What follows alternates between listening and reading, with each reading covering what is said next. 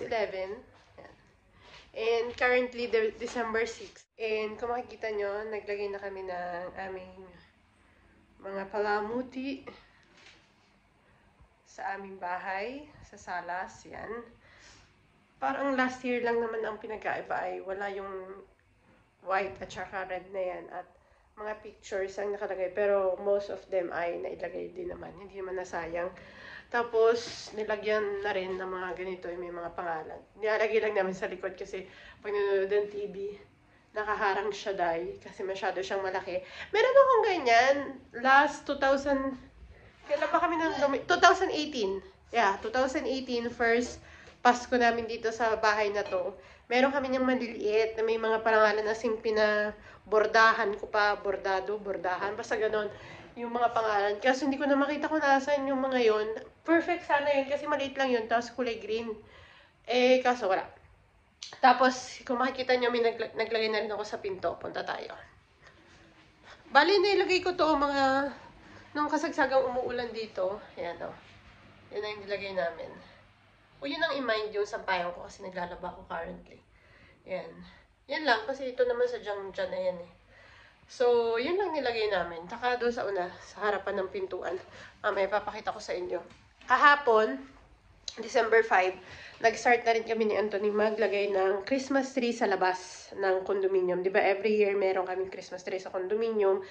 Last year, 2 years ago na namin inilalagay yung aming bilen doon sa tabi ng Christmas tree ng condominium. Dahil dati dito yan sa may pagpasok mo ng pintuan namin. Sa may salamin, kasi may salamin dyan. So, sabi namin, kaysa lagi nang nakabukas yun, doon na lang namin isasama sa may Christmas tree sa labas. Kahapon, nagawa ko na yung bilen, nalagyan ko na ng ilaw, ilalagay ko dito yung konting link, kasi madilim, kaya hindi ko na rin siya may include. Konting clip lang. Hi guys! So, nakikita nyo ako, alam ko medyo malabo, madilim kasi nandito tayo sa labas. Oo, nakita niyo nandun si Anthony, naglalagay siya ng ilaw sa Christmas tree kasi nagagawa na kami ng Christmas tree dito sa aming condominium. It's a must before December 8 and today is December 5. So, tulungan natin siya maglagay. Yung mga balls ng Christmas tree, hindi namin nilalagay dahil ang mga bata sa aming condominium ang maglalagay nun, which is included dun si Amelie bukas. So, ako ginagawa ko yung presepe. Kaya may mga ilaw na dun sa baba, sa lapag kasi yung ilaw ng presepe. Si Anthony nag-iikot na rin.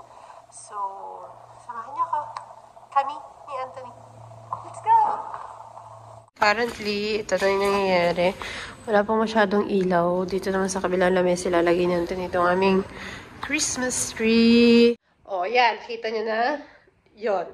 Bale, wala siyang mga balls kasi balls ang inilalagay sa labas. Nilagay lang ni Anthony ng ilaw, binuo niya yung Christmas tree. And ngayon, 11, kaya pinagmamadali ko yung isang yan.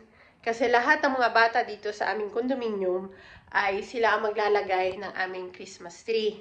Ng aming balls sa Christmas tree. Para naman may magawa yung mga bata na yan at maramdaman talaga nila ang kahalagahan ng Pasko. So, yun. Ngayong taon na to, namin yung na-decide ni Anthony na sila naman ang gumawa na maglagay ng Christmas balls. And awa naman ng Diyos, lahat naman nakatirang may mga bata dito sa condominium ay tuwan-tuwa.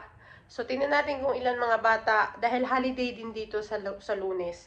So, hindi ko alam kung lahat sila makakapunta kasi yung iba kasi pag holiday, nagma-mountain yan kasi may snow na sa mountain, ganyan-ganyan. So, tingnan natin kung ilang bata at kung sino makakapaglagay. Meanwhile, lalabas muna ako kasi inutusan ako ni Antonelang may gawin sa labas. Babalik na lang ako pag naglagay na sila ng ball. So, paglabas ko pala mamaya, pag naglalagay lang ako ng jacket kasi malamig, papakita ko sa inyo yung labas ng pintuan namin kung paano ko siya dinecorate. Naman yung aming Christmas decor. Umiilaw yung kulay pula na yan. So, para maiba naman kasi last year ribbon yan. Tapos kung saan ko lang nilagay yung mga yan. So, yan. Tapos, ito naman yung sinasabi ko sa inyo. Ito naman yung sinasabi ko sa inyo kahapon, di ba? Yung madilim na panood yung clip. Kung makikita nyo, wala pa siya mga balls kasi balak nga namin ang mga bata na lang maglagay. Nandun pa yung mga lagay sa likod na yun. Tapos yan, inayos ko na yung aming bilin. Yan, ang bilin. Pero bala ko pang itago yung Jesus kasi hindi pa rin naman na umaanak si Jesus. Medyo nakahiga pa lang yung angel kasi sasabit pa yan dito. Hindi ko alam kung ibababa ni Anthony yan mamaya kasi may maliit na bata dito. So baka hindi siya umabot dyan.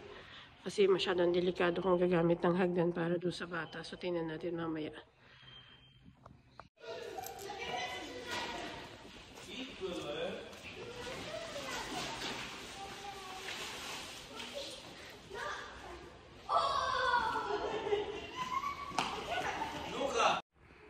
Ha? Ang nagawa ng mga bata? Oh. Ang galing ng idea ni Anthony. Si Anthony talaga may idea na lahat ng mga bata ng condominium ay dito pa pagawain. Pakita ko sa inyo yung final product ng mga bata.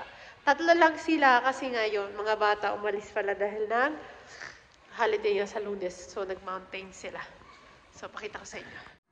Charan! Diba? Ang ganda.